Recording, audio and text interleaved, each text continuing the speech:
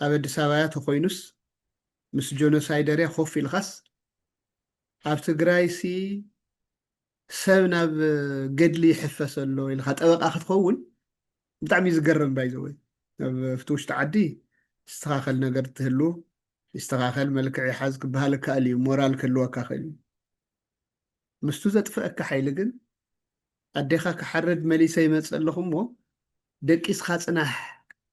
مزل الحيل خوينخا عدخا كيتكلاخل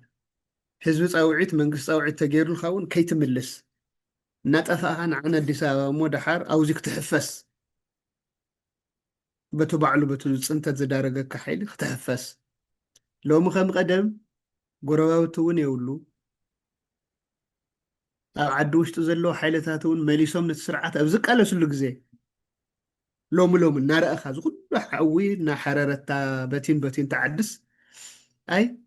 أب تقراي زلخا من إسي حبو خي تقبر تستفد أرخلخا رسعيو مو مليسخا خطقع من انتان حراي كيتو الأدما قبر وصع من دوري كي تسلف كي تحجز نديخا خي تكلاخل زل ملختي ايو تسلام زبال زلو دساوا سلف غبرون زبال زلو قدا او زنبر تقراوي قاليو شقيرو ገንዘብ ክብል ተሰደደ እዩ ገሊኡ ፀንሐ እናተገደደ እናፈርሐ ክመፅኸውን እዩ ካልኦት እውን ህግ ማስከበር ከምቲ ዝበልናዮ ተሓዊሶም ክመፁ ይኽእሉ እዮም እንግዲህ ገርመካ ታሪክ ክመዲስካ እንትርኢ ይሄ ወደግ ብሕወሓት እናተመርሐ አዲስ አበባ እንትቀራረብ ይሄ ወደግ ኣብ ለንደን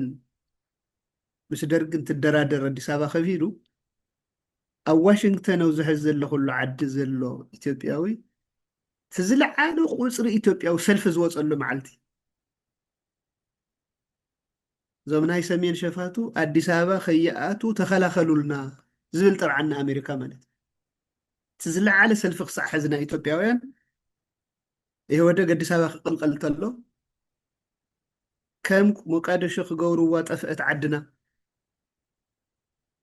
እዚ ወያነ ዝበሃል ከይቱ ትውልና ኢሎም ንኣሜሪካ ተማሕፀንሉ ግዜ ነይሩ መምሳል ዝሰርሕ ተዝኸውን ኣሽዑ ምተኸልኸለ ነይሩ ተሽዑ ዝተሰለፉ ሰባት ሎሚ ይሓፍሩ እዮም በቲ ሰልፊ ታሪክ መሊሶም ክሪእዎ እንተለዉ ሎሚ እውን ኣብ ኣዲስ ኣበባ ምስላፍ ይከኣል ይኸውን ግን ሓቂ ግን ናይ ማን ኣይትሽፍጣን ህዝቢ ትግራይስ እንኳን ሓደ ሽሕ ወይ 1 ሚልዮን ኣብ ኣዲስ ኣበባ መስቀል ኣደባባይ ተሰሊፍኻስ 1 ሚልዮን ሰሊፍኻ መፂኻ ትግራይ ከምዘይ ትስዕርስ ኣብ ቅድሚ ዞም ተጋሩ ዘለዉ ተፈሊጣ ኣብ ትግራይ 7 ሃገር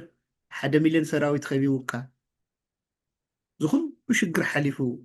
ኢዱ ዘይሃበ ህዝቢ ትግራይስ ሎሚ ምፀላእ ኮይንካ ተሰሊፍካስ ከመይ ታሪክ ትግራዋይ ከመይ ኢሉ ክቕየር እሞ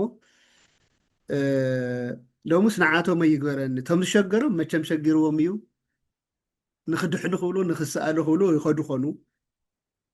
ነጋዶ ዝፅገሙ ዘለዉ ምዃኑ ንፈልጥ ኣዋፅኦ እናተባሃሉ ዝፈራርሑ ምዃኖም ንፈልጥ ከምቲ ዝበልካ ድሕሪ ጆኖሳይድ ተስፋ ትቆርፀሉ ግዜ እዩ ትደናገረሉ ግዜ እዩ ተዓዲ ደኣ ምሕርሒሩ እዩ እምበር ትግርኛ ዝሰምዑ ተዝኾኑስ ኣነ እንታይ መበልኩ ኣብ ሂወትካ ጠባሳታት ኣሎ ሓደ ግዜ ከይተፈለጥካ ትፈጥሮ ጠባሳታት ኣሎ ዘይድሕን ጠባሳ ኣሎ ሰሎሚ ትሒዞም ወኒሆው ጨርሖ ወረዲ ተፈሊጡ እዩ ሰላም ኣይኮነን ኣብኡ ዘሎ ሓይሊ የጥፍኡልና እዩ መንግስቲ ኣትኻ ንህዝቢ ትግራይ ሰላም ፈጠረልና እዩ ኣየናይ መንግስቲ ትፅንተት ዝፈጠረ መንግስቲ እቱ ፕሪቶሪያ ውዕል ዘፍረሰ መንግስትስ ንዓበጃኻ ትግራይ ከይድኻ ነደይን ንሕዋተይን ነፃ ውፅእ ኣለይ ኢልካ ንዝሓርዳ ንዝቐትላ ሰብ ክትፅውዕ እንድዕፍቲ ሃይማኖት ሓጢኣት ክኸውን እዩ ግን ኣብቲ ገሃዳዊ ዓለም ግን ብጣዕሚ ሕማቕ ታሪክ እዩ ድሓር ኣንታብዚ ናይ ትግራይ ፅንተት እኮ ሓሊፉ ኢልና ክነኽብሮ ንኸውን ኢና ክሓልፍ እዩ ካብ ፅንተት ዝወፀሉ ዓብዪ በዓል ክኽበር ይኸውን ልክዕ ከምቲ የካቲት ነኽብሮ ዘለና እዚ በዓል እሱ ተኽብር እንተለካ እዚ ታሪክ እዚ ትትንተን ተሎ أنت سرعة الدسا كو خمزي جيرنا الخط تترخ أنت اللخص كلش عنا تساقخة تنور لك خوني ولي سلازي هو خمزي أكوا تغايلنا نيرنا تجددنا جن فوتينا يجرنا يعني الخا ملا تفتروا اللي جزي حزي